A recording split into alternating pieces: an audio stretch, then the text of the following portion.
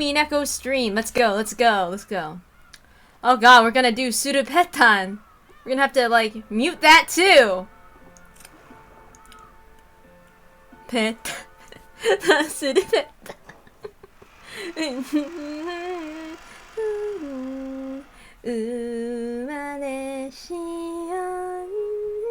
Let's do this. Okay. Ooh, actually.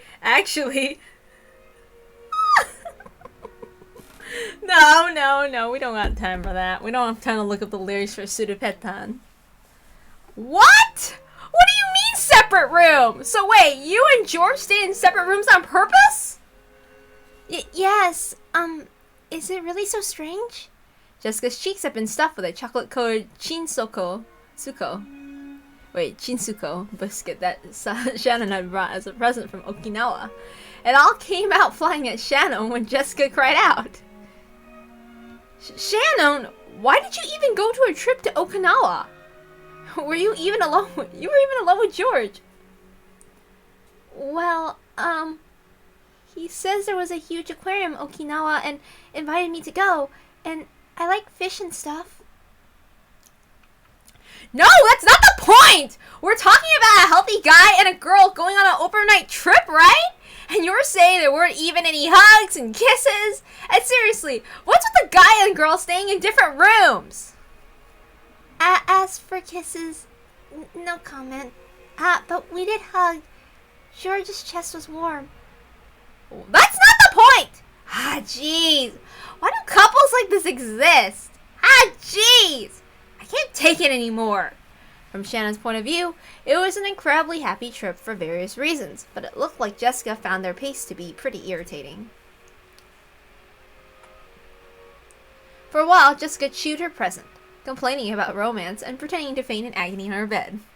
Shannon and George had chosen to go to Okinawa because there was a huge aquarium there. They did this because an aquarium had given them the opportunity to start going out.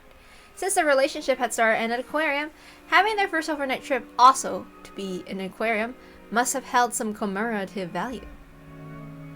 That's like a huge commemorative turning point! And your first overnight trip! How could you not make all kinds of progress there? But instead, you both got separate rooms? A couple taking 2 single rooms. Ah, jeez! Seriously, what is wrong with you? But we're both unmarried. George says showing restraint is good manners for a couple.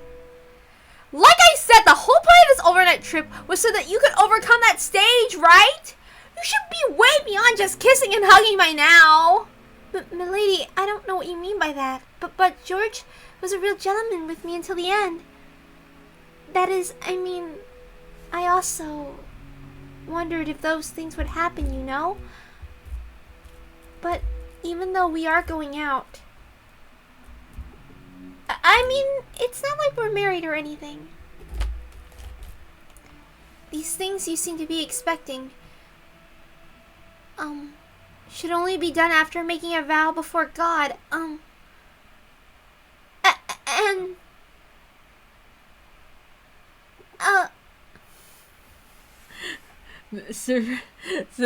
A second message while I was at the shoreline. Shannon's face got bright red. She made a circle with both hands, restlessly intertwining, separating, and making heart marks with them. Apparently, the dramatic progress Jessica had looked forward to hadn't happened, but it seemed to have been a very important experience for Shannon in her own way. In the end, whether Jessica was jealous of Shannon or made fun of her, it didn't change the fact that Shannon had a huge lead on her. I want a boyfriend too! I can't believe you got ahead of me! Even though we promised we'd find boyfriends at the same time, you beat me!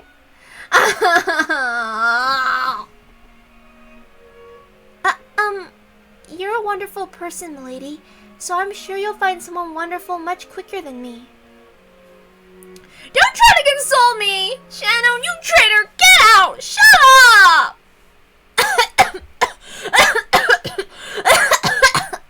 Jessica threw several cushions at her, but midway she had an asthma attack and started to choke pretty badly. Shannon hurriedly ran over to a nearby side table and started searching around on top of it. A cute basket was placed there, and inside was Jessica's bronchulator. Shannon picked it up and handed it over to Jessica. I don't think I said that right. Jessica's asthma attacks always came suddenly. Because of that, she always needed to carry this medicine around. She breathed in the medicine and, after a while, managed to overcome her choking as her asthma finally settled down.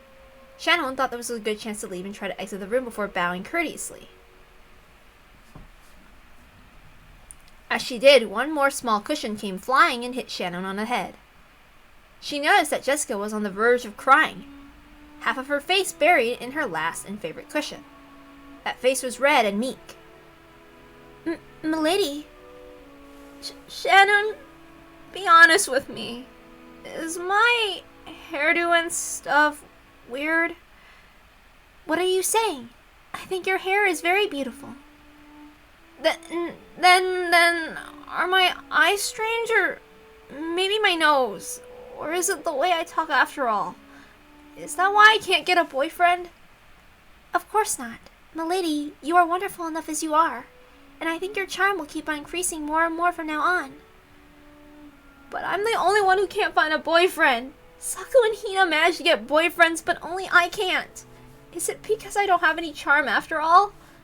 No, everyone says they'll bring their boyfriends to the cultural festival, and I was so sure I had a boyfriend before then, so I started bragging. There's no way I'll get a boyfriend. I'm the only one. Before she realized it, Jessica was shedding huge tears. Jessica didn't really feel like crying, and of course she felt like supporting Shannon's progress in love as a friend. However, she had cheered Shannon on. Her true feelings had suddenly got mixed in, and she couldn't help but shed tears. Shannon understood Jessica's innocent and easily injured heart. The rough style of speech Jessica usually used was all just an attempt to protect that fragile heart. As a daughter and successor to the Ushirimiya family, and as a girl isolated on Rokkenjima, the only person she could expose her true feelings was to Shannon. Shannon understood that, so she strongly regretted acting smug, even if it was only a little. Sorry, I'm so weird crying like this. Sorry. You're a wonderful person, milady. There's no way you won't find a wonderful man. Shannon, it's about time, right? If you don't go quickly, Genji and Mom will get mad. I'm just fine, so hurry up! Sorry for crying like this. I'm such a moron. Jessica faded away, acting as though she didn't really want to trouble Shannon, waving her hand as though chasing Shannon away. Shannon took that as a sign that Jessica didn't want to be bothered anymore, bowed her head and left the room.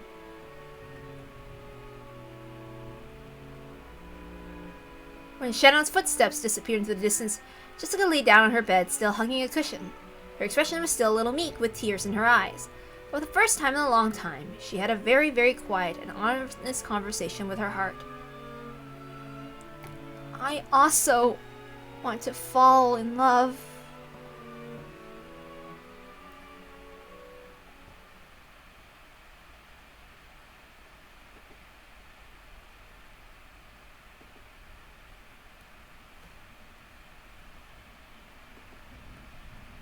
As Shannon happily watered the flower beds in the garden, she sensed someone's presence. She turned around thinking if one of the family had come to visit, she must greet them. But what she saw was that witch. Beatrice! It's been quite some time. How are you? Has your relationship with the one you love progressed since we last met? As Beatrice sat on the rose arch, she happily blew on her pipe. Sitting in a place like that would crush the roses, and it might have been dangerous if the arch fell over. But this was a witch after all. Showing concern for her safety was probably a waste of time. Yes, thanks to you, it's going smoothly. Naturally, the effects of my magic are immediate. Perhaps you feel your meeting was a predetermined fate. However, that is a mistake. Don't even think fate has anything to do with it. I understand that. The witch was calling attention to something. Two things, actually. First, that Shannon's relationship with George was a fate that'd be absolutely impossible under normal circumstances. Second, that the power of the witch was great enough to overturn that fact. Shannon had just gotten wrapped up in those sweet days and had started believing the illusion that all fate revolved around her. She remembered the witch's words. Originally, her relationship with George had been impossible. No, It might be impossible in the future as well. Sorry, please forgive me. It's just like doctors. You cling to them when you're worried about your health, but after you're healed, you forget to even thank them. I've never been thanked as a witch, so I couldn't help but act a little rudely. Forgive me. The gratitude I feel has never slipped my mind. It's thanks to your power I was able to achieve happiness, Beatrice. And without that power, that fate brought me and George together would have never happened. I have never forgotten that. Sorry. It's not like I came here to bully you. Being rude is just part of my personality. Do forgive me. More importantly, I heard. So you went on a trip alone with him. I imagine it must have been quite fun. Yes, it was very, fun. Shannon's face suddenly lit up. The witch laughed lightly as though amused by the speed of that transformation. Already the one you care for is more than the object of one-sided love. You are a pair of lovers now. When two people are filled with love, nothing else is needed to establish a complete world. Perhaps you could call that a wonderful ideal world. Even witches would be jealous. Beatrice laughed pleasantly. That smile made her look as though she blessed the lovers' rendezvous from the bottom of her heart without a trace of malice. After that day, Beatrice had shown herself before Shannon every once in a while. Even now, Shannon thought of her as an unsettling being. However, she was also indebted to this person for the magic that led to her current relationship with George. So Shannon tried with all her might not to act surprised or scared. That's right. Beatrice, I brought some sweets as a souvenir from our trip. Would you, like to try some too? Oh, a souvenir for a witch. It seemed that a witch, who boasted of living for 1,000 years, hadn't imagined that she'd receive a souvenir from a sweet lover's trip. When she saw that surprised expression, Shannon thought of this witch as a friend for the first time.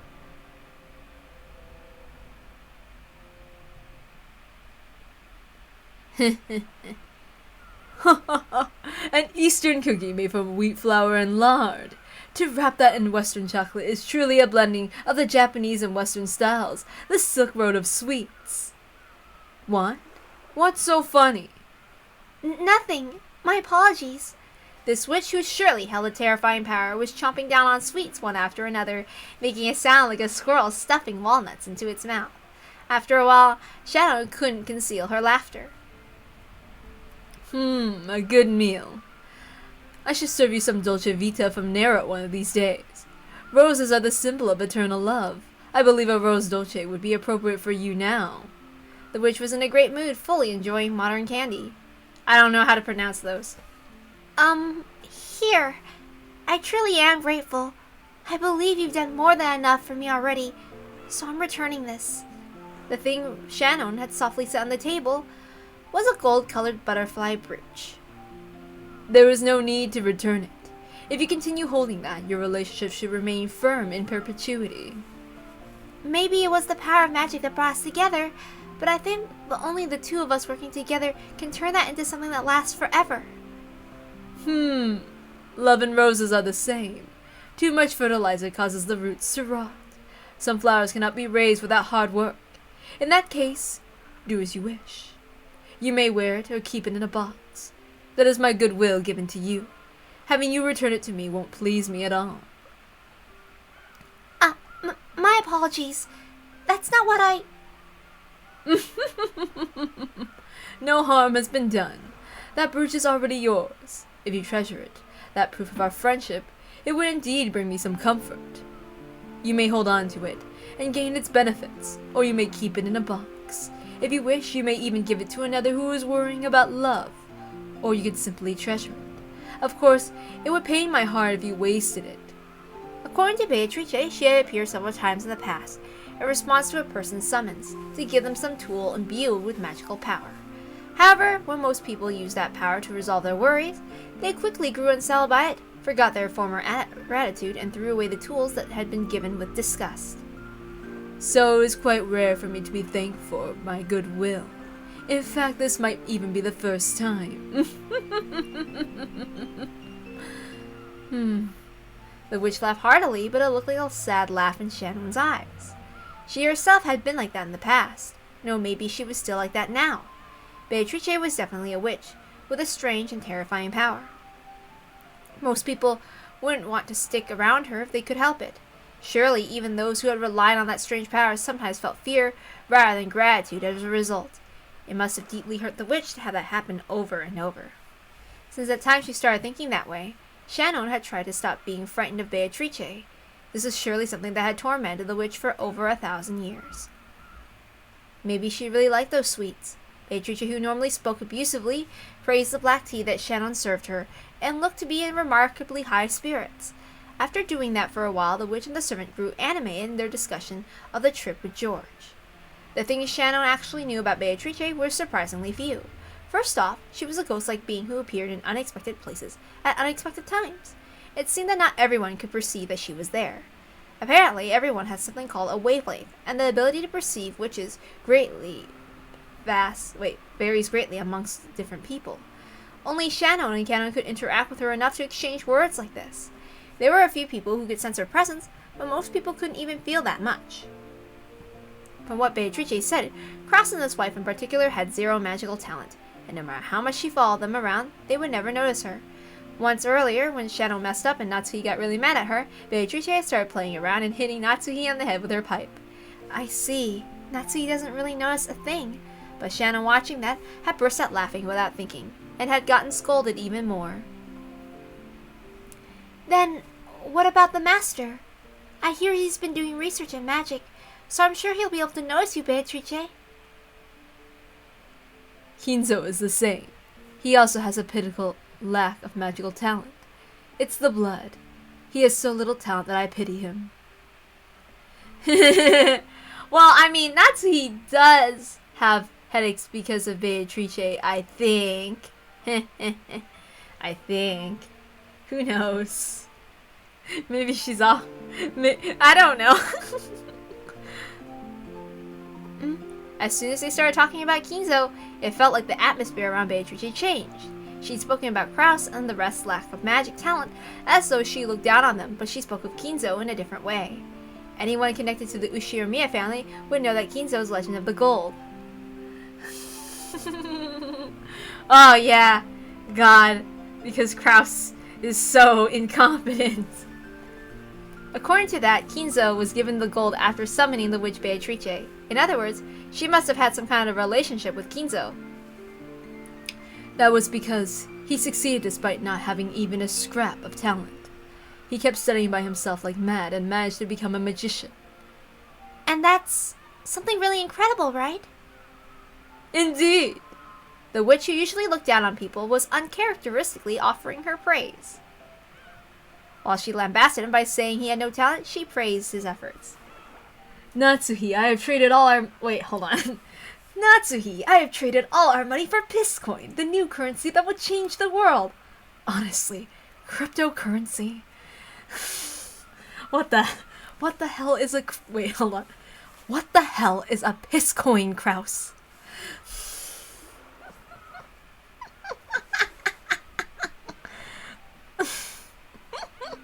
Not now, Natsuhi. I'm off to be a misogynist again.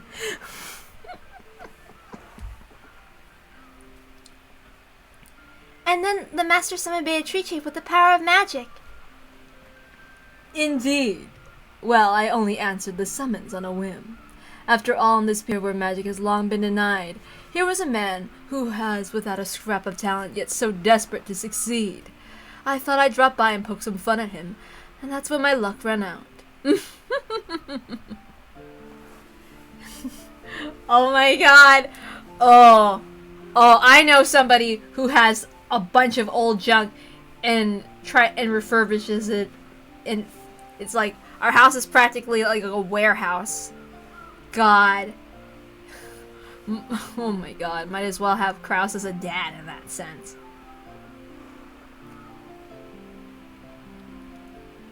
Her choice of words highlighted how much of a disaster this had been for her. Shannon hesitated over whether it would be safe to continue this discussion, but Beatrice continued on her own, ignoring Shannon. After all, his contract did have a format and set of rules. Various procedures were mixed up, but, well, in his deference to his enthusiasm, I graciously accepted his contract. Then I gave him a mound of gold. And then the master used that gold and succeeded in business and grew his wealth into what it is today. Indeed, his talent in magic was minimal, but it seems he has a knack for business and gambling.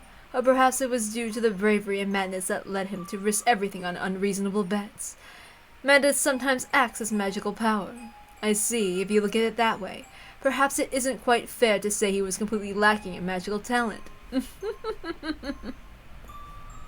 Shannon felt like she was daydreaming. While everyone in the Ushiramiya family knew the story of how Kinzo idolized black magic, summoned a witch, and received the gold, in actuality, it was all rambling that no one believed in, and now Shannon was having the story confirmed by the witch herself. She felt a little flustered by this incredible secret that only she knew. Once Kinzo gained his vast fortune, he could realize every dream that can be satisfied by objects obtainable in the human world. In the end, he searched for the truth of this world. The truth of this world? The single element that makes up the world. Kinzo, who had gained everything one can obtain in the human world, searched for that, the final desire humans seek. The single element. She seemed to remember the witch using that word before. Beatrice saw Shannon trying to remember what it was. She laughed bitterly, waved her hand, saying there's no need to worry. I underestimated Kinzo just a tad. I truly didn't expect him to display such power. And thanks to that, I'm in this state. I've been sewn in place in this island for several decades now without even a friend to drink tea with. No matter whom I try to talk to, my voice doesn't reach them. And no matter where I go, I cannot do anything. Such boring decades. She laughed in self-derision. She tapped her teacup with her finger. It made the light sound of pottery. Shannon didn't know whether the word self-derision was really an accurate expression to describe the look on the witch's face. Shannon didn't understand everything, but she could more or less figure out the situation. It was probably a topic she could impress the witch on easily, not unless the witch started talking about it herself. To sum up everything she had set up until now, Beatrice, who had been summoned by Kinzo's magic, could not leave the island for some reason. She lost her power and her form, living her days in boredom. During that time, her words had reached Shannon, who had never forgotten to show sincere respect for the witch.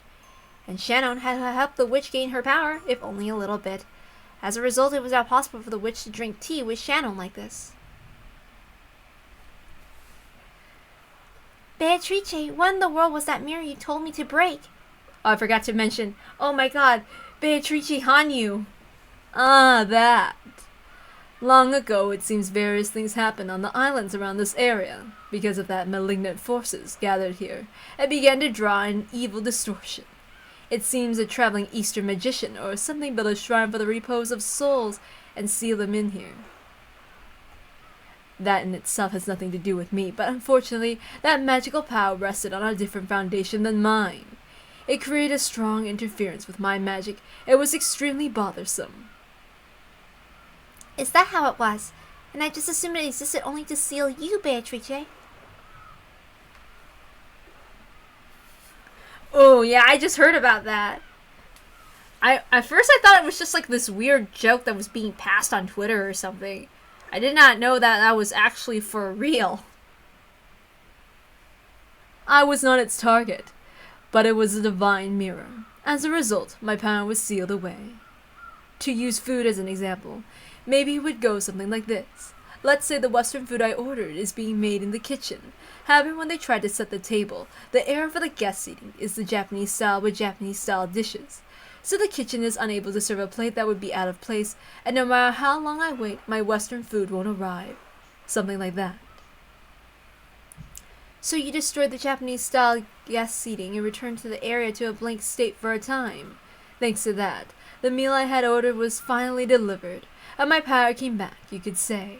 However, so far only the aperitif has arrived. It will still be quite some time before the main dish.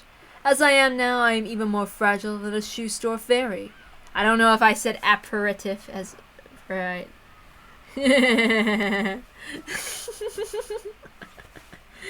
Yes.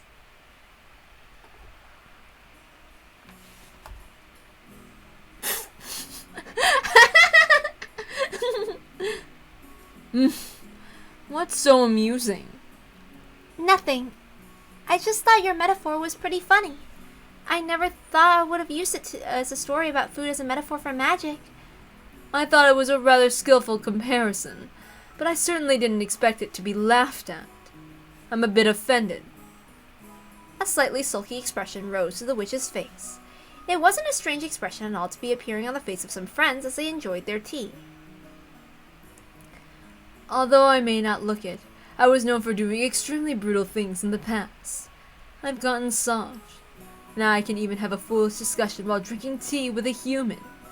She was probably talking to herself. As Beatrice gazed at the seabirds tracing the horizon, she put her tea to her lips again. The clouds have come out. When the ocean loses its brilliance, it's nothing more than a gray puddle. You think so? Oops, wait. Wait, is that Beatrice speaking? Hold on.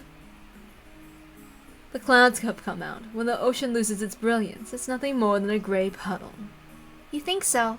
I think the ocean is a beautiful deep blue, even when it gets cloudy.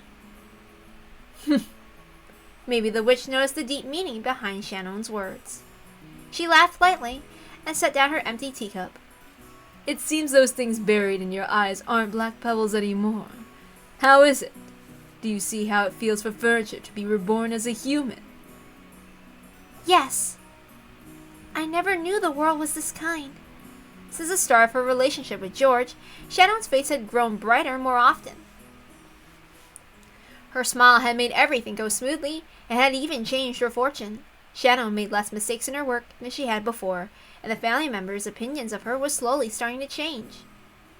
Just the other day, she had been surprised when Kraus, who rarely exchanged words with her, and had suddenly started talking to her. You've been wearing a splendid smile more often lately, haven't you? Has something good happened? No, but every day is fun, yes. Wonderful. It goes without saying that coffee is more delicious when poured with a smile. Could I ask for that smile once more? Yes, sir. That had become a chance for Shannon to gain confidence in herself. Of course, it didn't go beyond her own heart, but it wasn't so big a change that anyone would notice. But she had begun to change, bit by bit. Ah, right. A nice Kraus moment. Shannon understood it clearly. Knowing love was the same as gaining a soul. The same as being reborn from furniture into a human. Huh. How is this so relatable to me? In a sense. There was absolutely nothing mistaken in Beatrice's words. By knowing love, Shannon had learned what it was to be human. These have been unusual snacks. It was time well spent. It's probably about time for you to return to your work. So let's end our tea party now. After all, it seems a certain person doesn't like seeing us drink together. Huh? The witch gripped a teaspoon, flipped it with her fingers, setting it up in the air. After that, it was launched by the fingers of some invisible person and flew straight into a nearby bush. The bush shook violently, and Cannon came out. It seemed he had been there for quite some time watching their tea party. The spoon was gripped in his hand. If he hadn't caught it in an instant, it might have hit him hard on the forehead and caused him to start oozing blood. Do not worry. Our tea party is over now, Cannon. How long were you there? If you had called out to us, I'd have poured you some tea too. I imagine that you didn't want to interrupt a fair of women talking, right? Cannon kept silent, but there seemed to be a slightly hostile look in his eyes. On the outside, he acted with respect, but unlike Shannon, Cannon did not trust the witch. When Beatrice hit the table with her pipe, the tea set turned into gold butterflies, which flew upwards all at once. They scattered in every direction, and the cleanup was already done. It was fun, Shannon. Let us meet again if the chance arises. My magical power is still quite lacking. It's tiring to even show myself. If you're that tired, never appear again. Cannon had said it in a small voice, but the witch seemed to have heard it perfectly. She giggled, but did not reply. Shannon, tell me more about George and our next tea party. There are no snacks sweeter than a person's love life. See you again. Beatrice's body had also become golden butterflies, which scattered in all directions and disappeared. It was a fantastical and beautiful scene, like a blizzard of gold leaf. For a while, Shannon quietly watched the witch's exit.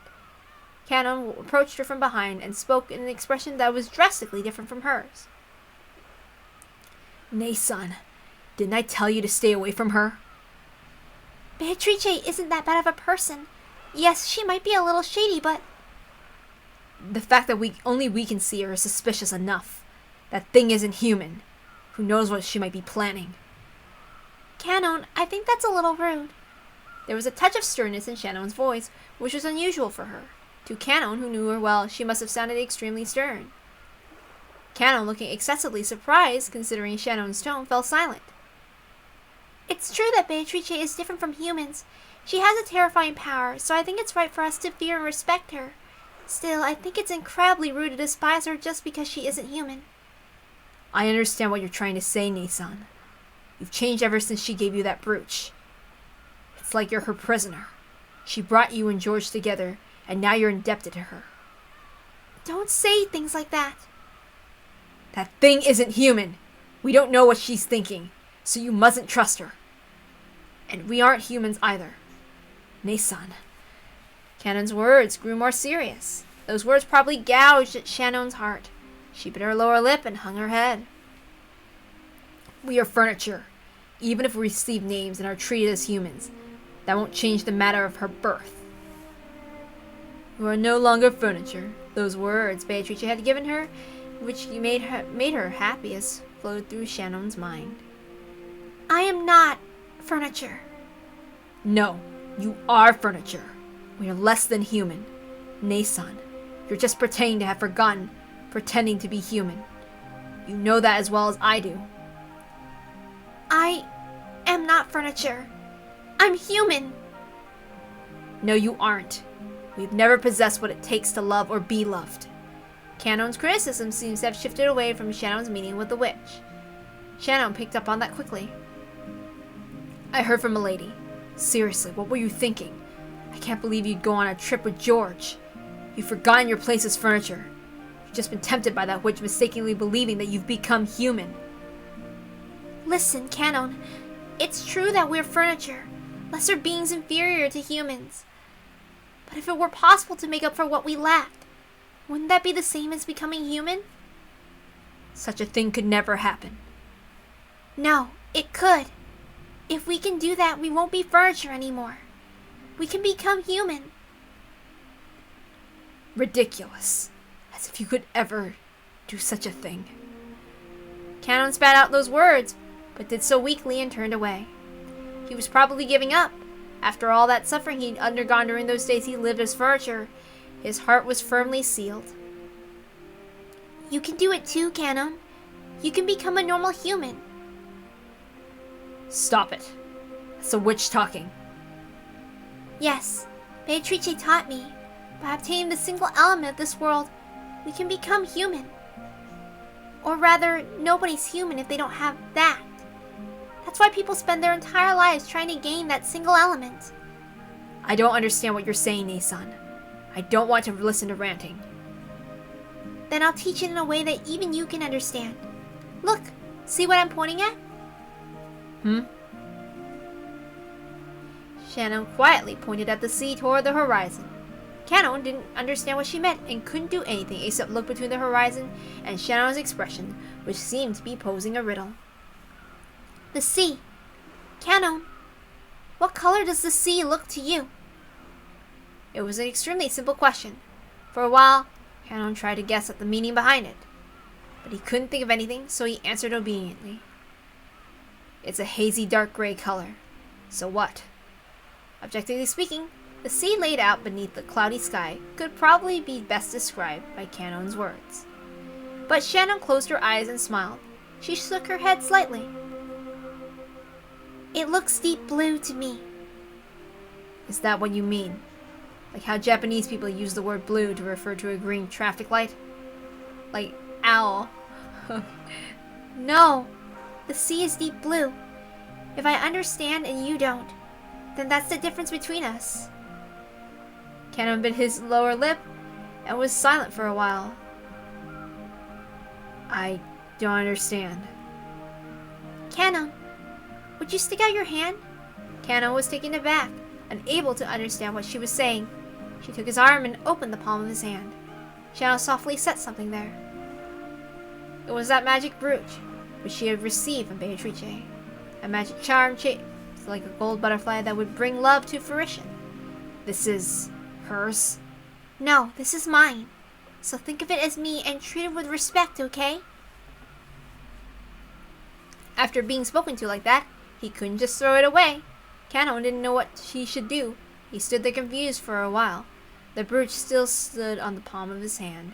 Canon took the palm of her hand on top of Canon's, and the brooch was warmed by both of their hands.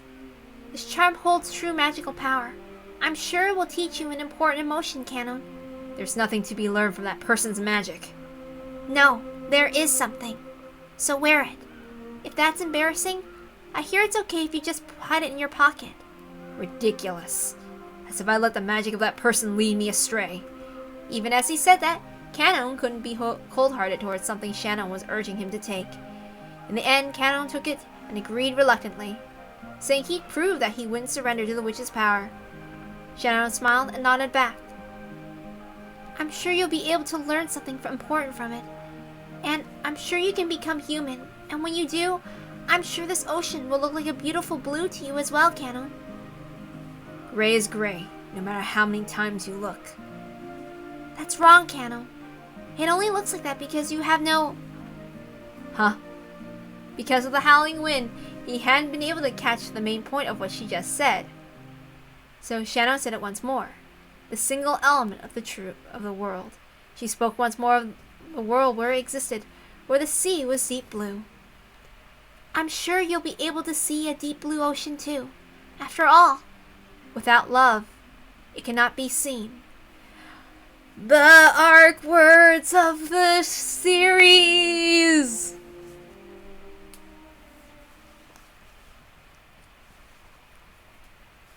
Always remember it. Who is that? It is Canon, Master. It was rare for Kinzo to leave his study. However, the fact that he hadn't met his noble research had been suspended. He may have left the study because of a change in mood. That didn't mean the thoughts filling his head were any different from those he had while inside the study. Canon knew that no matter what time, speaking to Kinzo when he didn't want to be spoken to would always disturb his research. It's cloudy out here. Would it get worse? Yes. According to the weather report, it should rain at any time. Shall I bring an umbrella? It will not come to that. Leave me alone for a while. If my children ask, say that you do not know where I am. I am busy on a journey through my own thoughts. Certainly. Then if you would excuse me. Before Canon finished bowing, Kinzo had already returned to his own world, having forgotten Canon's presence completely. And once again he began rambling to himself. I don't know how to voice him. I just imagine this hammy guy, and I don't have a male's voice, so that's the best I can do. I'm not sure what a Gargamel is, though. I missed those words. The name of the witch popped up many times. Oh! Beatrice! My hand will not reach your smile! What can I do to revive you? What can I do to make you smile at me once more? What is lacking? My research, my materials, my catalyst, or is it magical power, or luck, or an oracle? Oh, Beatrice, what can I do to see your face one more time? Oh, I've never really seen the Smurfs.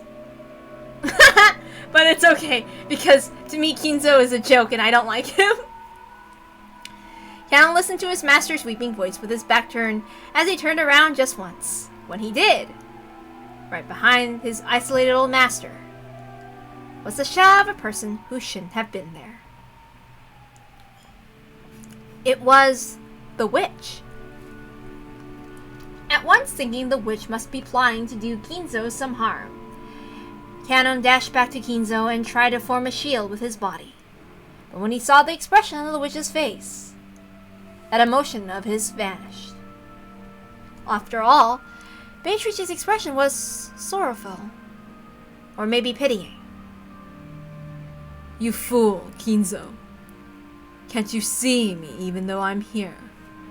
Right behind Kinzo as he repeated the witch's name over and over, desiring to be reunited with her more than anything else, was the witch herself. And yet Kinzo didn't notice anything. When Beatrice tried to rest her hands on his shoulder, he didn't notice. Why? Why does my hand not reach Beatrice's smile? Is it the age of the moon? The cycle of the comets? The alignment of the planets? What is lacking? What is? What is? It's useless, Kinzo. Without love, it cannot be seen. Kanon took the brooch he had received from Shannon out of his pocket. By learning something new, would he become able to glimpse something he couldn't see now? Without love, it cannot be seen. Yeah, it's because he sucks at them. He needs to get good. He looked at Kinzo's back once more. The witch could no longer be seen there. Poor Kinzo.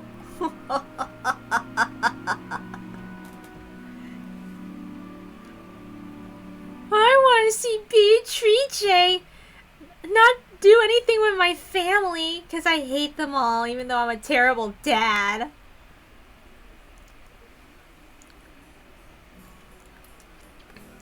The biggest fall event for the Ushiomiya family was the family conference in October, but to Jessica, there was another major event that came before that, the school cultural festival.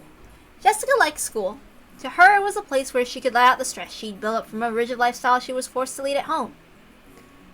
For today's cultural festival, she formed a group of her friends, and had announced that they performed some light music on a temporary stage. She prepared and practiced for this over and over until today, always anxiously awaiting this day's arrival. But there was one thing that worried her. Yeah?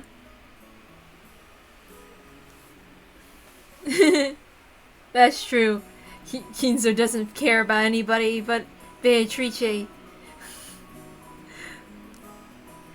It's pretty much too late. He just messed it all up. I still don't know what light music is.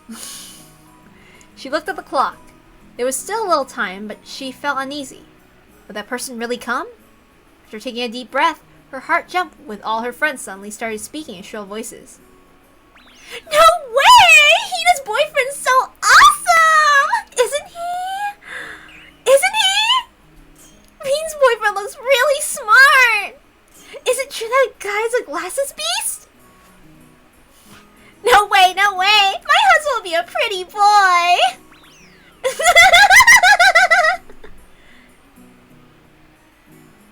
It may not be like this for all girls, but at least Jessica's school, the cultural festival, was basically a boyfriend exhibition. I hope it plays TSURUPETTAN. I mean, I could always go back and just edit it back in when I post it on YouTube, and then I'll just put that in. I don't like any other song except for that one. Jessica didn't have a boyfriend. She had many friends of the opposite sex, but no special, only one. But Jessica was a little famous around the school, and everyone thought it was natural for her to have a fitting partner. Furthermore, her pride had led her to pretend this was true. She somehow managed to keep them fooled this year. But for various reasons, she hadn't been able to escape this year's cultural festival. Nah, she's actually Marissa. Marissa, she's doing a cosplay. She actually time traveled. That's actually Jessica's real role. When Umineko's over, she has to go back to be Marissa. Jessie! Is your boyfriend here? What? No. Looks like he's not here yet. Maybe he's busy with work. So what kind of person is he, Jessie? At least give us a hint. What kind of relationship? What kind of relationship? Awesome! So he's a working man? Will he come in a suit? Of course he'll be wearing glasses, right?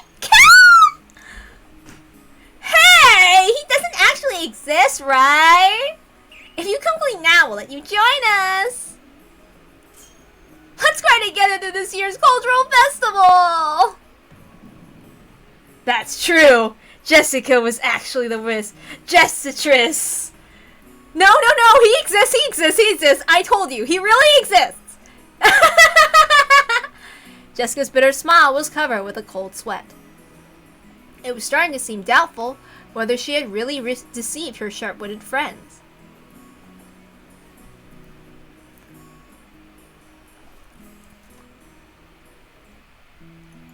Okay, then how about making a fake boyfriend and taking him with you? A fake? Who? I can't think of anybody who'd do that. Shannon's ridiculous plan surprised Jessica into hysterics. Even so, it was probably more realistic than the crazy methods of running through her head about getting a boyfriend in a big rush before the cultural festival. For example, what about Canon? Canon? No way! Anyway, I'm sure Canon has work on the day of the festival. And I don't want to bother him. Of course, I've already checked the schedule. Canon has that day off. Why are you always so clever when it comes to stuff like this? No, wait! He'll be even worse if he's off. I can't pull him away on a precious day off just for my own vanity. If you don't pull Canon away, he'll always be shut away by himself. So I think it'd be perfect if you could drag him out of his shell. You think so? No, but I'd feel bad for him. Then I guess you're out of options. How about meekly confessing to everyone that you don't have a boyfriend? True, it may be terribly embarrassing, but you'd only have to endure for a short and yet long time before graduation. To a pair of lovers, there's no sweeter honey in the face of a single person with an inferiority complex. Shannon! You really aren't worried for my sake, are you? You're teasing me, right? Jessica wrestled about with Shannon, her eyes teary.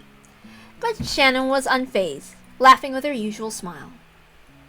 Yes, this is to get back at you for making fun of me and George all the time.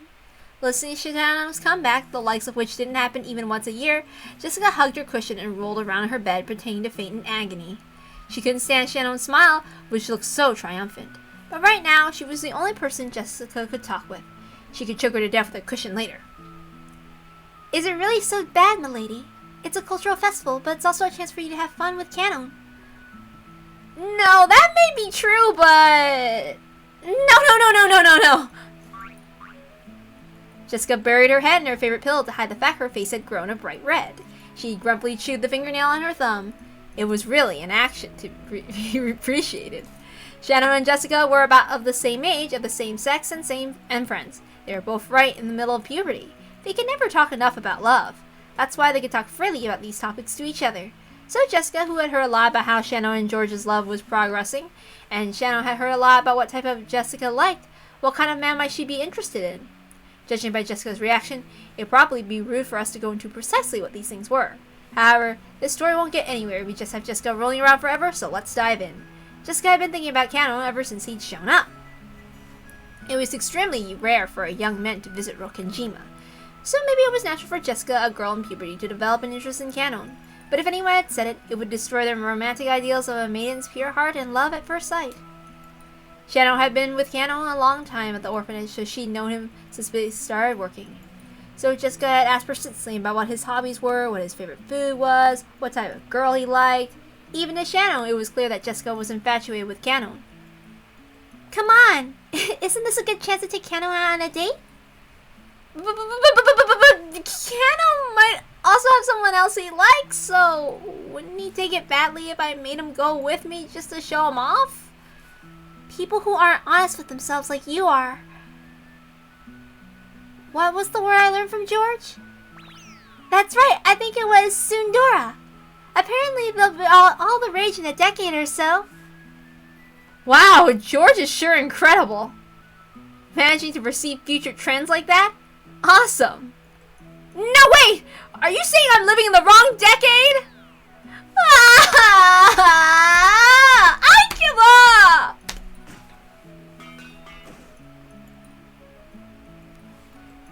Yes, she could be the main character of Toradora. I just watched that anime. That's true. George is like, I'm gonna try to act like Takasu or something. It took several days of wasted efforts, but in the end, Jessica agreed to the plan of having Kanon pretend to be her boyfriend.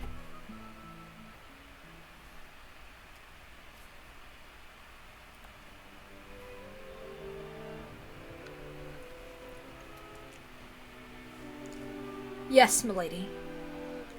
Did you call me? Jessica regretted calling out at such a bad time. Kanon always looked sullen, but he had some bad days and some better days. Unfortunately, his reaction was the former. No, all that confidence and effort she built up practicing in front of a mirror all night was all wiped out in about 5 seconds. Jessica turned bright red and hung her head.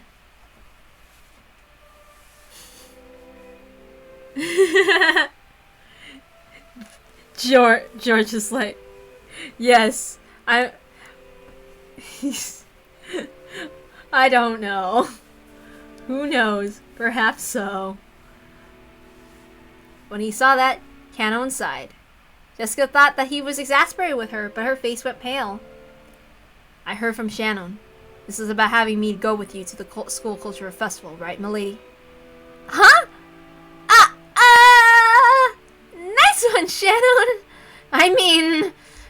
Yeah, that's right, but, do you have any plans that day? I was strictly ordered by Shannon to work specifically for you on that day, milady. I've never been to high school, so I don't really understand, but I hear it's a place where girls can be shamed if they don't have a boy with them.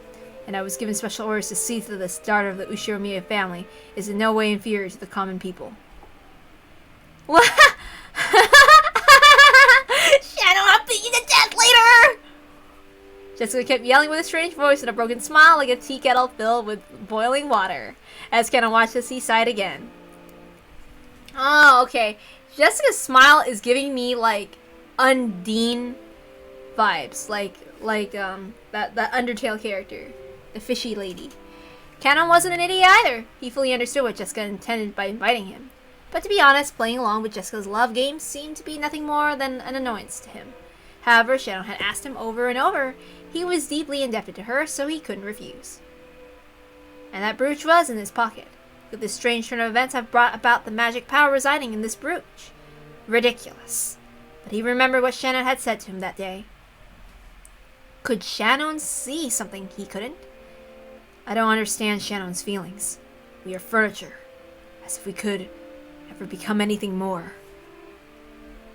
It was truly an odd exchange between Jessica, who was still rambling on in a strange voice, and Kanon, who sighed deeply.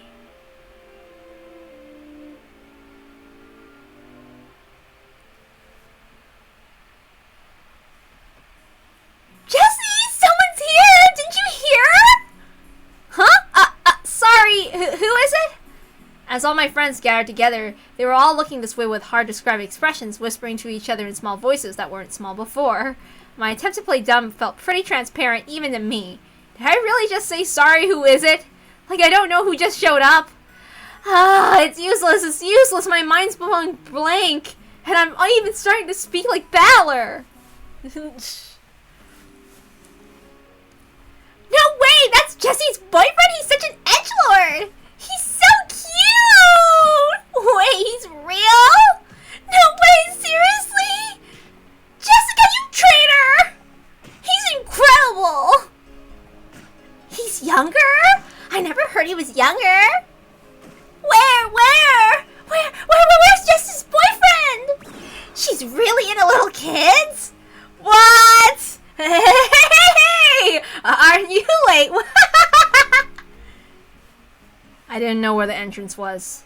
I must apologize for my tardiness. Right! That outfit looks really good on you! Are you trying to cosplay Kirito? Shannon said that normal clothes wouldn't do, so I went and brought this the other day. Does it look strange on me? What? That's not true! Shannon, when I get back, I'll promote you 2 levels! It feels like everyone here is a girl. It's uncomfortable. Yeah, isn't it? Come on, let's not hang around here. Let's go to the stage, okay? Cause I'll be pretty soon. Come on, come on, come on! Jessica seemed just as uncomfortable. It looked like being bathed in everyone's interested gazes was hard on her. When he saw Jessica's appearance, Kano thought that he might have made things difficult for her by coming. I get the feeling I'm getting in the way. Am I being a burden? I told you! No way! No way! Please tell me at any time if I start getting in the way. No way! He calls himself Boku! That is the pronoun. Like, instead of like how some people are like watashi, some people are like boku or something. Yes! I like that outfit of Kanon's too. There's no way that you get in the way, Kanon! He calls her boyfriend Kun! Oh, wait, I should have done that with, I should have done that with the honorifics. Let's try that again. There's no way you get in the way, Kanon! Oh, damn it, I forgot it again. Let's try that again. God damn it. There's no way that you get in the way, Kanon-kun! He calls her boyfriend Kun! What would you like me to do, milady? No way! She makes him call her milady like a butler! Oh my god, oh my god! Yeah! Oh! Help! No! You can't call me milady today! Is that so? As you wish, Jessica-sama. She trained him to call her Sama! Sorry, Kanon. Could you close your eyes for just 3 seconds? A kiss! She's gonna kiss him! As you wish.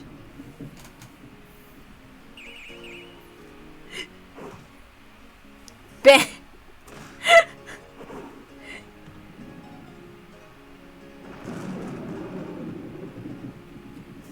Jessica is a seinen girl living in a shoujo world. I don't know. I don't think I've read enough seinen yet. I mean, I've read some Berserk, and like, I don't remember if Beastars is a seinen, and I don't remember. I mean, and wait, Vinland Saga is a seinen, right? I don't really pay attention to genres. I just read whatever I like or what people say are good. By the time Kano opened his eyes, a horrible tragedy had occurred in the room. Everyone had been driven into the walls, their arms and legs outstretched. Jessica had slipped on her brass knuckles into her pocket before Kanon's eyes opened. Anyway, let's go over to the stage. Our turn's coming up soon, so take a seat and wait for a bit. Yes!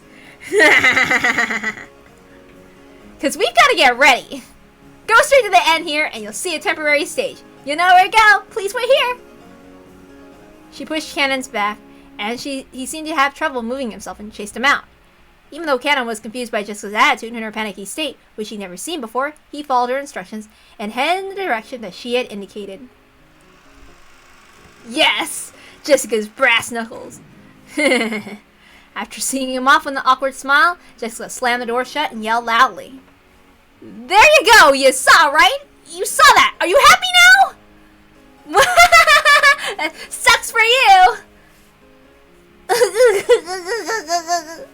I lost the bed! I was sure Jessie didn't have a boyfriend.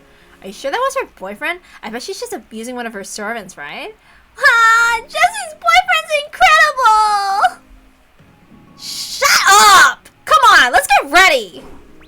When Jessica took the brass knuckles out of her pocket again, everybody energetically returned to their tasks. It's like, don't make me beat the shit out of you again!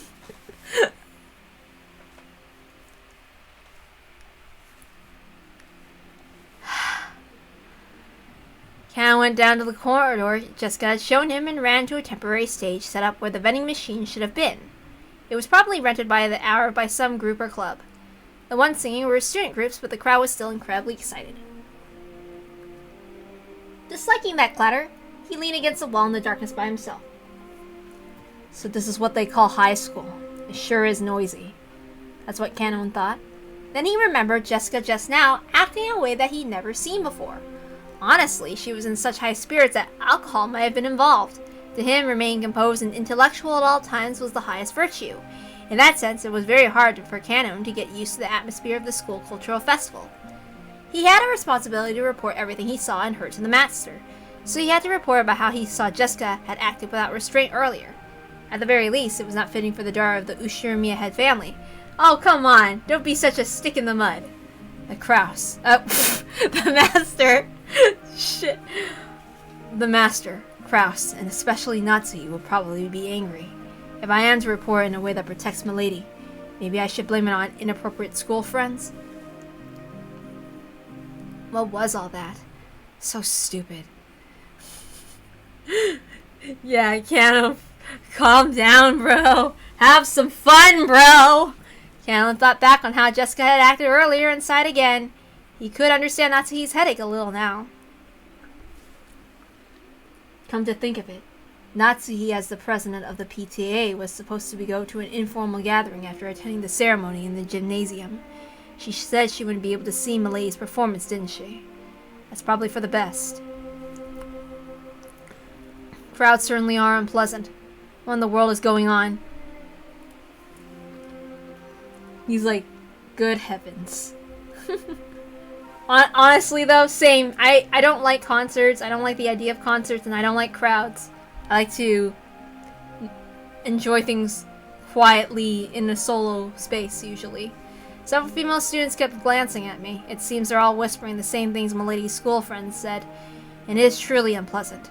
Come to think of it, didn't Shannon warn me? If you walk alone at something like a school festival, you better watch out because lots of strange people will come to talk to you. Yes, I hate crowds. And or like when you go in a restaurant and like everybody's talking, it's really loud and noisy. I mean, that's how you know you're in like an actual Asian restaurant, like a Chinese one. For me, that's that or something like that, because it's always so noisy. I mean, because I can say that because I'm Chinese. It's like, very improper. I gotta what the hell, Canon? What the hell? Excuse me, are you by yourself? Just as expected, a group of girls I've never met started talking to me. Their stares started to make my back tingle. Did she tell me some magic words that could chase them off in times like these? Sorry. I'm with someone. Oh, really? I'm sorry. Ah, it worked. Instant reaction. Well, that got rid of them, but it hasn't really changed the number of people staring at me. No! It's that kid. That's Jesse's boyfriend? No way. It's that kid? I can't believe it. I was sure he was fake. Isn't he cute? He's so younger. Lucky Jesse. I prefer older people. There's no way I'll ever come to a place like this again. Agree, Canon. Canon sighed for about the zillionth time that day. When he did, the lighting changed, and the standing audience started cheering. He looked around and realized that there was suddenly a large group of people there. Please tell me they're gonna play TSURUPETTAN. And unlike earlier, they were mostly guys. With this huge crowd, he couldn't even see the stage. Fortunately, there was a fallen beer case nearby, so he tried using that as a footstool. When he did, he realized that there was now a new group on the stage. I understand, Canon. I am also very short. Their leader is Milady. She's changed to stage clothes. She's even holding a guitar. I didn't know she could play. And again, maybe she can play.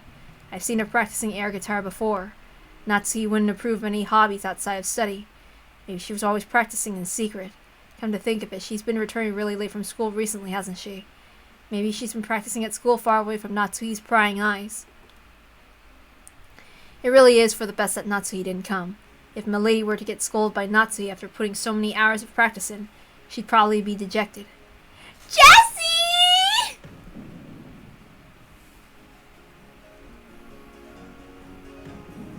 Everyone! Thanks for gathering here today! I could hear Jessica's forceful voice through the speakers. Jessie. Maybe that's her nickname at school. The students in the audience kept calling out that name.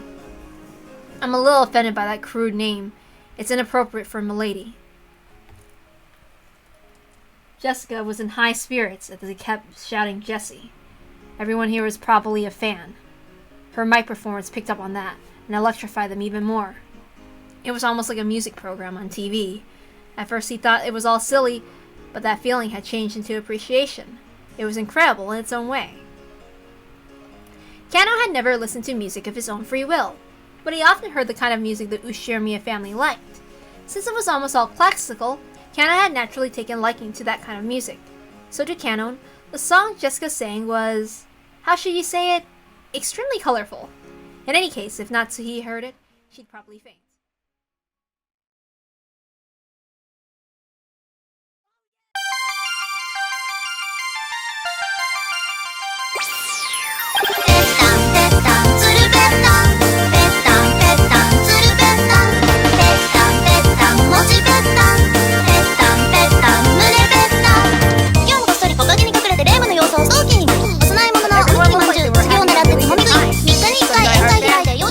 Brought pen lights, sing along and dance crazily with the same movement, almost as though it had been planned ahead. On the stage, Jessie also sang enthusiastically, dripping with sweat. He couldn't find a single element that was inappropriate for the daughter of the Ushiramiya family, but it looked like so much fun. Jessie! Jessie! Jessie! I don't know how to cheer. Again today, behind me, the sounds of footsteps. Oyashiro was stalking me. Curses, disappearances. Sacrifices, torture! Onikakushi! Doesn't that make a good snack? Don't say Marissa! What? Okay, we have to put audio back in. I must not go along with it, but I don't know either. At any rate, Milady is full of life and it looks like she has a great time.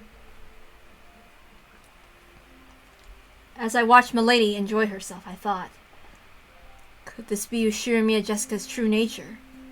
Don't I know better than anyone that during her life on Rokkenjima, she had no choice but to kill her sense of self. So the time she spends, not as Milady, but successor to the Ushiramiya family.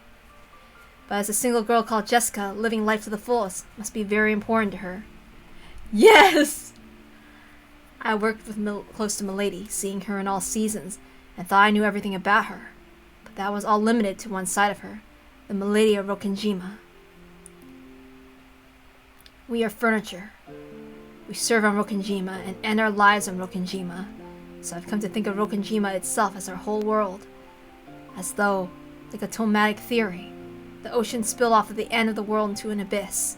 And when I look at Milady like this, I can see how horribly narrow that outlook is. I still can't go along with the excitement of the crowd, but I can see something that cannot be seen on Rokkenjima. I'm not sure if this is an unseeable thing that Shannon was talking about, but the ocean still doesn't look blue to me.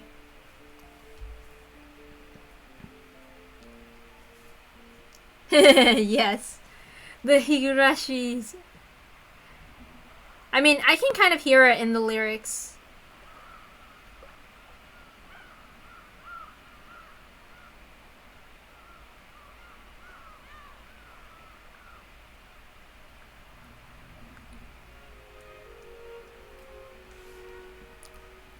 What's the cultural festival at Jessica's school today? How was the principal doing? He seemed to be in good health. That's right, Diet member Takamiya was also there. He said to give you his regards. Busy as usual. It appeared so. That person is also very energetic. Oh, and I believe President Emoto also made an appearance. Naturally, the topic of Jessica's cultural festival came up at dinner. School events often became social gatherings for local volunteers. It was the same for the Ushiramiya family, who were celebrities around here. Natsuhi remembered the name of one VIP after another at the social gathering, telling Kraus the news about them. Jessica didn't really have any interest in all that discussion and rudely slurped her pumpkin soup. I want some. Milady, perhaps you ought to take more care with your manners. Yeah, sorry about that. Jessica, how many times must I tell you to watch your language? Yes, ma'am, Jessica answered, discouraged. When he saw that, Kraus smiled a little and paused his conversation with Natsuki. How was the festival for you, Jessica? Huh? was watching. You did an excellent job. Huh? Huh? Well, Jessica's face turned bright red. She probably hadn't imagined that Natsuhi would actually come to see her on stage. She felt a mix of happiness and embarrassment. Actually, she hadn't really wanted her mother to watch, so she didn't want to be told that her music was inappropriate for the Ushinomiya family. But it certainly didn't make her unhappy to hear her parents say that she did a good job after watching her try her best. Jessica acted with both composure and dignity. Fitting behavior for students representative. Oh, yeah. That smile that had been there just a second ago crumbled like sand. Jessica immediately realized her mom was talking about something different. Jessica was also the school student president. She had no interest in doing something so annoying, but her parents had been so pushy, so she grudgingly accepted. Parents. Unfortunately, she was popular at school, so she won the election easily. So Natsuhi was praising her for her student council sponsorship ceremony at the beginning of the cultural festival. Actually, she just carried that out half-heartedly. After that, she immediately met up with her friends and held a stage rehearsal for the rest of the time. That experience of standing above people and bearing responsibility will surely prove useful in the future. I'm sure it will help Jessica mature as a member of the Ushinomiya family. But you rushed a little while giving the greeting. You get a pass on the content, but the fast pace of your speech lessened the impact. It might help if you developed a habit of pausing every once in a while. Yeah. Oof. After she finished eating, Jessica didn't feel like going straight to her room. Her room was basically the place her parents had ordered her to be, so perhaps for Jessica, instead of returning to her own room, being in an unknown location in this large mansion was a mere form of resistance.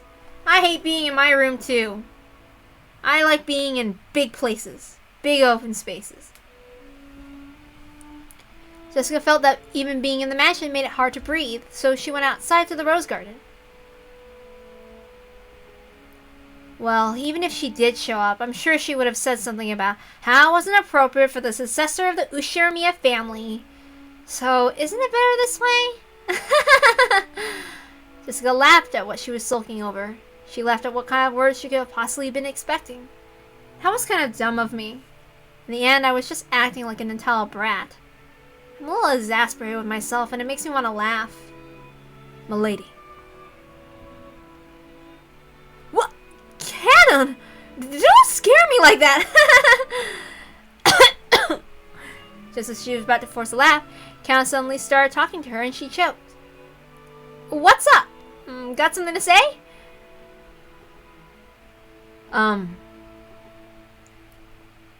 Yes? Jessica's expression became the one she always wore when looking at Canon. The listless Jessica from a second ago was gone.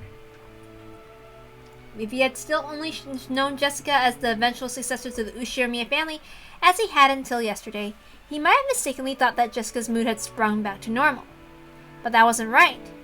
He now knew a part of her that he couldn't have seen until yesterday.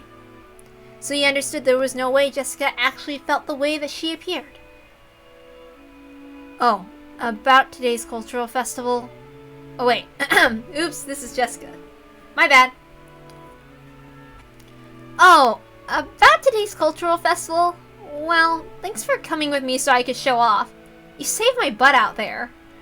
That song, you were really good. What? Really? You're embarrassing me. Even though she heard the words she most wanted to hear, Jessica acted shyly and couldn't accept them openly.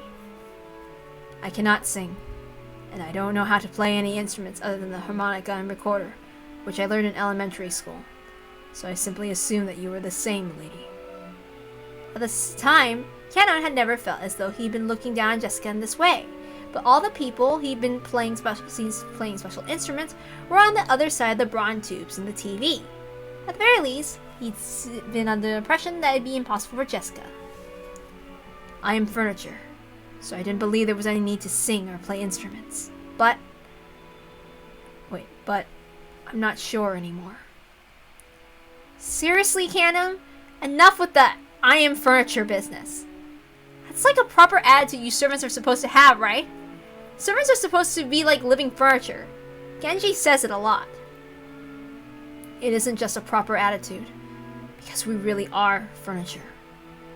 I know the kids from the Fukuin house receive resistance from grandfather in several ways, and I realize how grateful you are for that.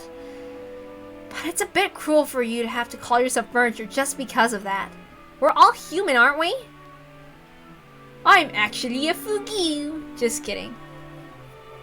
Canon, when you saw me singing, what did you think? It looked like you were having a lot of fun.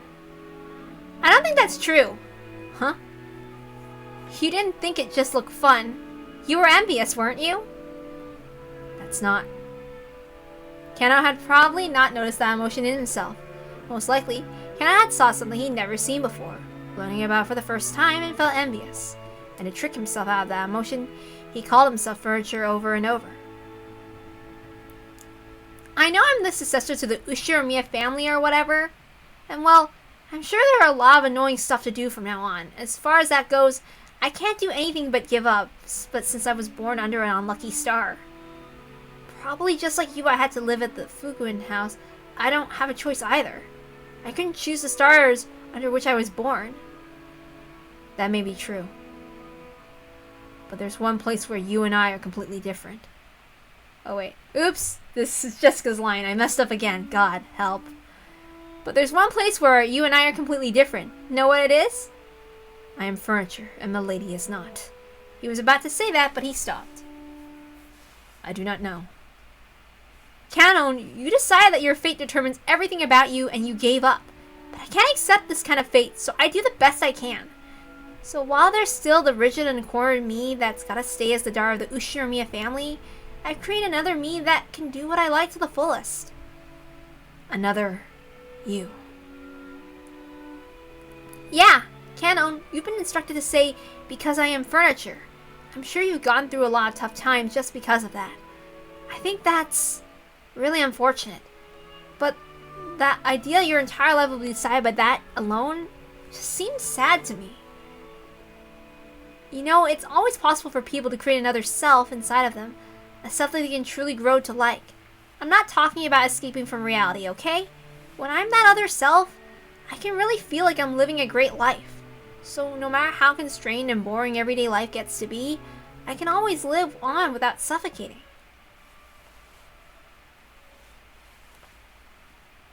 To make another self inside yourself that you can truly grow to like. To make another me, one that isn't furniture. Through her relationship with Through her relationship with George, has Shannon given birth to another self that isn't furniture? And did this other Shannon see something that cannot be seen by furniture?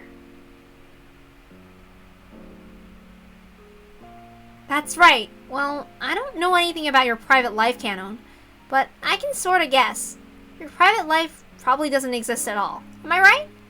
Canon couldn't reply, but that answer was enough.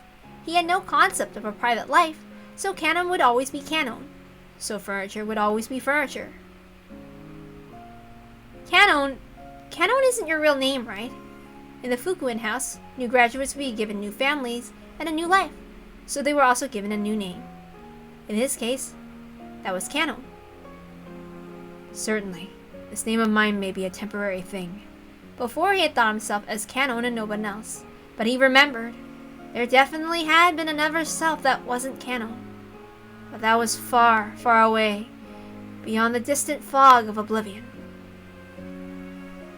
So even for you, it should be okay to have times when you're Canon and times that you aren't. Maybe when you act as a servant that Canon calls himself furniture and strictly limits his own will. But when you aren't Canon, I think it's okay to live much more freely. Those words definitely weren't just lip service. Jessica had also been like this in the past. She cursed her own birth into an environment different from all her other friends at school. Only she had been heavily constricted in an environment forced her to learn all sorts of things. She hadn't even been told whom she was and wasn't allowed to play with. It may have been sad, but she'd given up, resigning herself to the fact that she'd been born under that kind of star. But one day, Jessica stopped giving up and surrendering.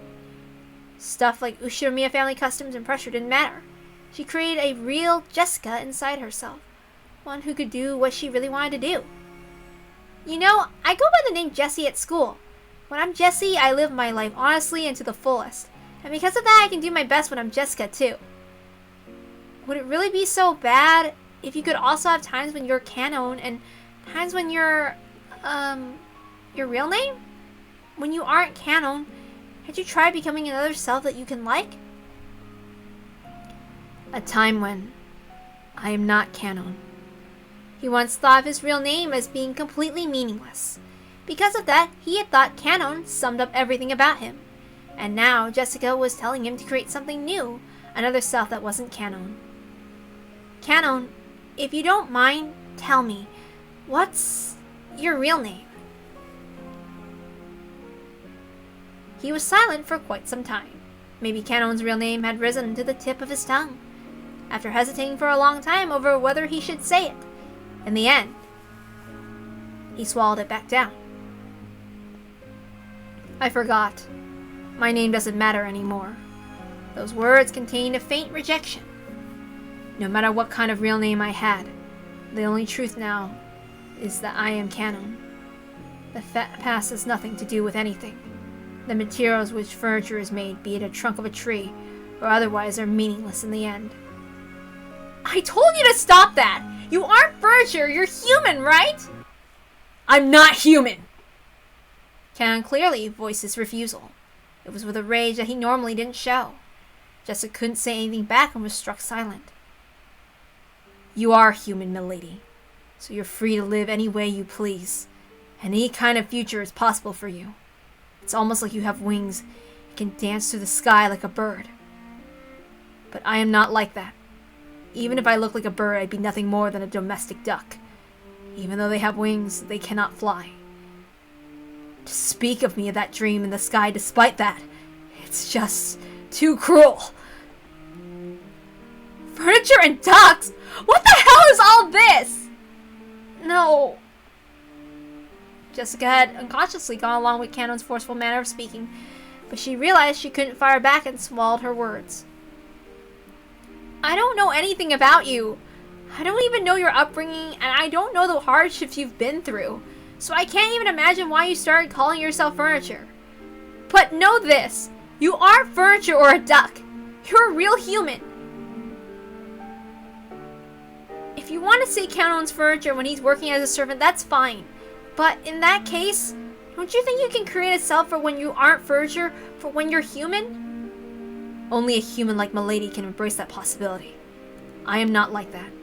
I have no future, no possibilities. No dream that I'm allowed to see.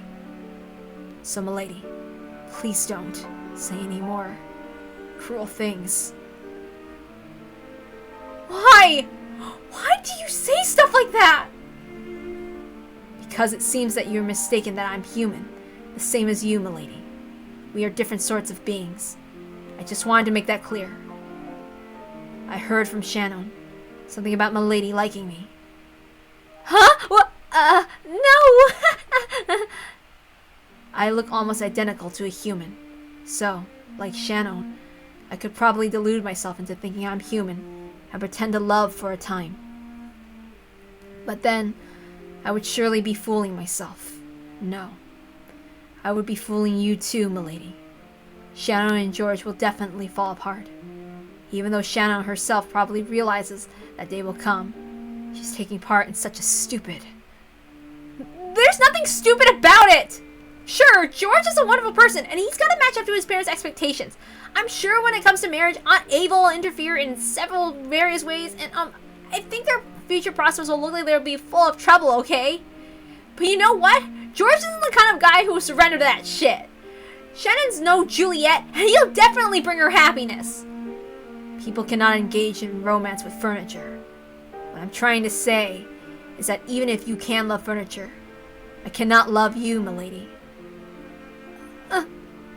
Those words of Canon's crushed all of Jessica's bittersweet feelings from that day. There was no way her emotions could have predicted that she'd be refused so bluntly. In an instant, she lost the willpower that led her to try and unravel something stubborn in Canon's heart. And before she knew it, she was just standing there in shock. Milady, if your feelings for me were due to my conceit, I must ask that you must forgive me. No, well, I won't deny that. Thank you very much. Huh? Thank you very much for thinking of me as a human. Those words, those feelings alone really do make me happy. Anything more would be too cruel for me, so... No, I've said enough. Sorry about that. Jessica recklessly scratched at her head and spoke, trying to force her voice to sound bright. I just kinda ran on ahead by myself and was a burden on you. I'm really sorry. I'm sorry for causing so much trouble on your precious day off. No. I was also happy that I could see you having fun. Then, let's call it a night. If I don't go back to my room and turn off the lights, Mom will get mad at me again. That's probably for the best. I wish you a good night, my lady. Yeah. Good night. Canon saw Jessica trot away with her back to him, looking disheartened. But then she suddenly broke into a reckless dash and disappeared in the direction of the mansion. As he watched her back for just an instant, Canon was tormented by the feeling that he just made a huge mistake. Oh, dude. Yep. Oh my god. Sometimes Canon does kind of annoy me, but knowing everything, it makes sense. But and in some ways, I do relate to Canon in certain ways. But he hadn't made a mistake at all. He'd been forced to refuse her now for her sake, while the pain was still at its smallest. Nice going, making a woman cry like that. I didn't expect you to refuse her that strongly. If you had given a normal answer, another pair of lovers would have been born thanks to my magic. How long have you been there? What a horrible person. When he turned around, the witch was suddenly there. It looked like she'd been there the whole time, watching the two of them as though enjoying a play. I shall forgive you for your insults just this once, in deference to that amusing little show. Even after 1,000 years, no more interesting show exists than the complication between boys and girls. To me, it's a pleasure that's better or more addictive than opium. Canon had pulled the butterfly brooch out of his pocket. It was the manifestation of the great magic the witch had bestowed. Without hesitation, Canon slammed it against the ground and stomped on it. Huh. What is the meaning of this? You know that was given by me. Just now I figured it out. What you're doing isn't as tasteful as being a cupid of love.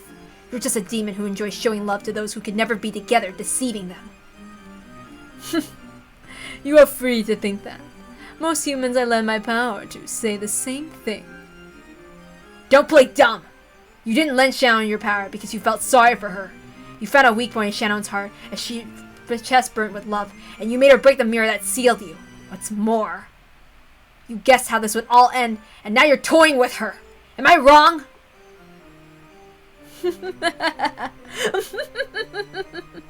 Furniture has a thoroughly pitiful existence.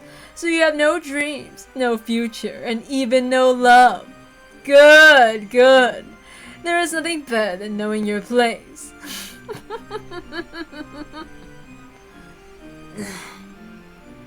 As you noticed, there was a faint love residing in Jessica's heart. You seem to think that you snipped it in the bud. But did you know? Trees grow thicker branches if you thin out and prune them. A girl who loves furniture, is it? Amusing. How truly amusing. Shannon and George will also eventually reach a stalemate with their unfulfillable love ripening into a sort of large fruit I love. However, regretfully, it seems to be going so smoothly for those two that it's hardly entertaining anymore. But on the plus side, it seems the two of you will amuse me to no end. The witch laughed. Even though she had known the two could never be together, she had lent magic to bring them together.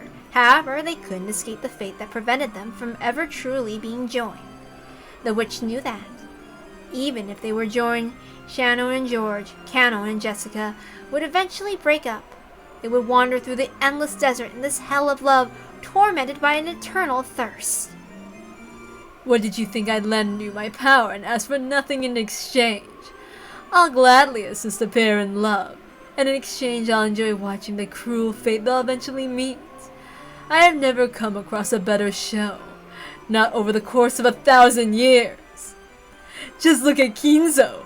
See how he ended up an old, pitiful man who learned the taste of love before being thrown out of paradise. Look at how he lives, like a dead man that cannot fully die. You truly are a witch. Disappear. Get out of my sight, demon. Oh. I would disappear even without your prompting. My power still hasn't returned. It is still tiring to continue showing myself. I overdid it when I gave you lovers my power. As I am now, it will not be easy to maintain that power without that brooch as a catalyst. Canon ground his foot even more into the stomp brooch. He felt it break under his foot. Then it evaporated like water, and changed into butterflies that sparkled gold fluttering out from beneath Canon's foot. Maintaining this form is quite painful for me as well. I will hide myself for a time just as you desire. My magical power will rise as surely as the moon in the tides, and eventually a fitting time will come for my revival. I know not in the slightest whether that will be tomorrow, next year, or even 100 or 1,000 years into the future, but as long as there are those who will entertain me, I will surely gain power and revive. I will disappear for a short while, until that time comes. The bruise on the palm of your hand is already gone, so if you wish tomorrow morning, you can let my existence vanish like an illusion or a dream. After all, nothing saddens me more than being forgotten. However, I will surely be revived. Be on your guard, so that you will not regret that day coming arrives. I will surely have my second coming, and rule over everything as the island's true master. That is the time when the door to the Golden Land will be opened again. The greedy dead will surely wake me. You talk too much! Disappear now, Golden Witch!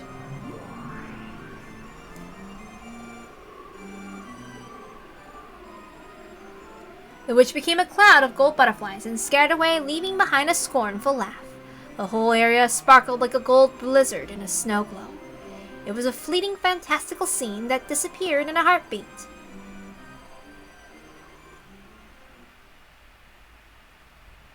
The witch could no longer be seen. However, Canon felt like he could still hear that shrill, unpleasant laugh. Ah, how amusing. How truly amusing. Why is the human world still so amusing after all the years I've been away? Go mad with love. Go mad with gold. Those who do not go mad from the one of the two who are not human. I see. So that's why the word furniture is so fitting. Furniture is created to serve humans, and I cruelly treat humans as playthings to sate my 1,000 years of boredom. What a truly amusing three-way deadlock that I cannot control furniture. Kinzo, you fool. What a truly entertaining scheme you've worked out. Furniture, you fools. Just you try and see if you can tell me. Oops, fell me. My bad. Let's try again. Kinzo, you fool. What a truly entertaining scheme you've worked out. Furniture, you fools. Just you try and see if you can fell me. Tonight, 2 seeds of love have been sown, including the one already sown. That makes 3.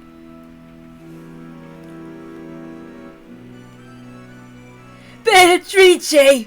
Why did you leave me alone in this painful world? I hate you! I will hate you for all eternity for not even trying to answer despite being yearned for so! Master, drinking any more will be damaging to your health. Dr. Nanja warned you as well, did he not? Be silent, Genji! You do not understand! You do not understand my grief and sadness! And I believe at least you, my oldest friend, would understand my pain! Why can you not understand? Oh! Beatrice! Why did you leave me all alone? Oh my god! Genji's like, I've had enough to hear with this shit! He's like, Oh my god. What the hell do you mean, furniture? I don't get it. Oh, poor Jessica. Even though the cries I hear coming from your room tell me of the situation, there is nothing I can do. This is all a tragedy due to a pair who are too young, getting too close when the positions of their birth are too distant. I can do nothing but understand Milady's feelings, hide my footsteps, and quietly walk away.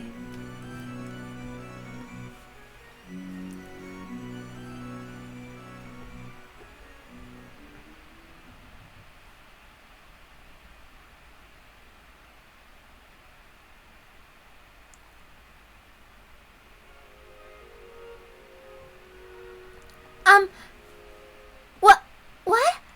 Do you mean by that? George? I mean what I said. I still haven't built up my castle. Once I manage to do that, I'll finally be able to think of myself as an adult. When that happens, I want to marry you. That's, But my heart won't let me do that anymore. So I want to give you an engagement ring. Engagement, you say? But, I am furniture.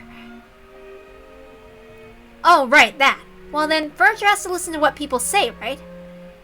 Right now, I'm having a ring made that'll be fitting for you.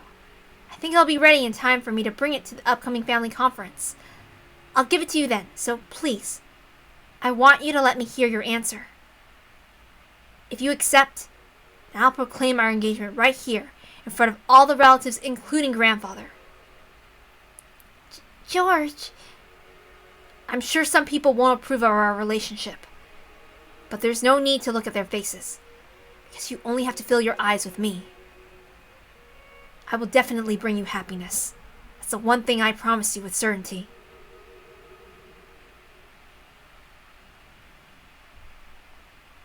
Yes, it does! Tomitake Flash! Ooh. I just can't wait to see how it will ripen. The gold butterflies do not swoop upon the juice of overripe rotting fruit. I cannot wait for the day of harvest to come. Is it the time of the banquet here yet?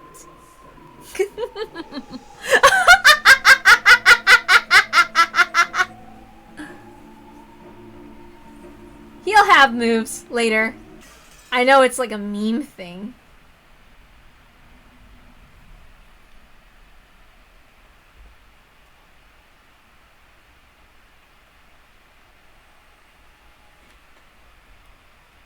October 4th, 1986. Well, I would love to do that, but not right now. We will go visit this upsetting scene tomorrow. I mean, no, this upsetting scene on Monday. Because we're this upsetting scene between Maria and Rosa will be done on Monday.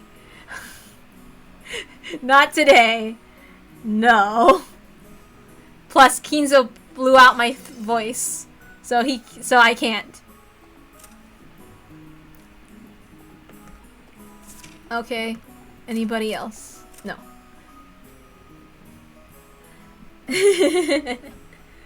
Yeah. Well, good night. See you on Monday. Kraus, why are half the rooms filled with boxed VHS tapes of Nuki? Natsuhi, they'll steadily increase in valuables until they're worth more than the whole island. So I brought as many as they could while they're still worth 100 yen on eBay. 5 years later, they're still worth 200 yen. 5 years later after that, they're worth 206 yen. Oh god. Even got the eBay thing down straight.